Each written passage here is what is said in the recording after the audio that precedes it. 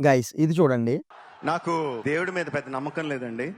ఆ, నాన్నగారు వచ్చి ఇందాక హనుమ వెనకాల ఉంటాడు, గుండె తట్టి నడిపిస్తాడు అని చెప్పారు.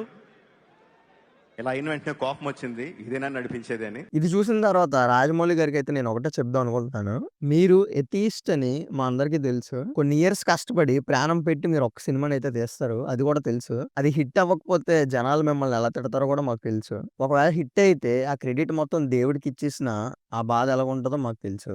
జస్ట్ బికాస్ మీ నాన్నగారు అలాగ అన్నారని చెప్పేసి హిందువుల ఫీలింగ్స్ హర్ట్ అయ్యేలా మాట్లాడడం కరెక్ట్ అయితే కాదు. మీరు చాలా చూసారు, చాలా చేశారు. మీ మెజారిటీ ఫిలిమ్స్‌లో హిందూయిజం రిఫరెన్సెస్ అయితే ఉంటాయి. హిందూ దేవుళ్ళు అయినా సరే.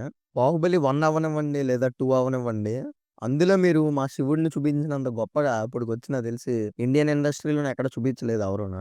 అంత బాగా చూపించారు. సినిమాకెళ్ళాం, మంచి హిట్ చేసాం. మెజారిటీ ఒక 90% అయినా హిందూసే ఆ సినిమాల్ని హిట్ చేసింది. సో, మీరు మా దేవుళ్ళని చాలా గొప్పగా చూపిస్తున్నారు. మీరు ఎథిస్ట్ కాదనట్లేదు. అయినా మీరు గొప్పగా చూపిస్తున్నారు. మేము కూడా మీ సినిమాలకి గొప్పగా కలెక్షన్స్ అయితే ఇస్తున్నాం. సో, దీనివల్ల ఇద్దరికీ ప్రాబ్లమ్ లేదు. మ్యూచువల్ రెస్పెక్ట్ అయితే బెస్ట్. ఎందుకంటే మీకు లాస్ లేదు, మాకు లాస్ లేదు. ఇద్దరం గెయిన్ అవుతున్నాం. ఇది మీ క్యారెక్టర్ అయితే కాదు. ఇంత ఈజీగా మాట జారడం. మీకు తెలుసు మీరు చాలా ఆలోచించి చేస్తారు. మేబీ చిన్న స్ట్రెస్‌లో అలా అనుండొచ్చు. కానీ నెక్స్ట్ టైమ్ అయినా ప్లీజ్ ఇది రిపీట్ చేయకుండా ఉంటారని అయితే నేనైతే ఎక్స్‌పెక్ట్ చేస్తున్నాను. మళ్ళీ ఆలోచించండి.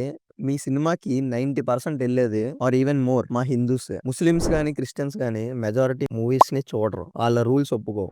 అది.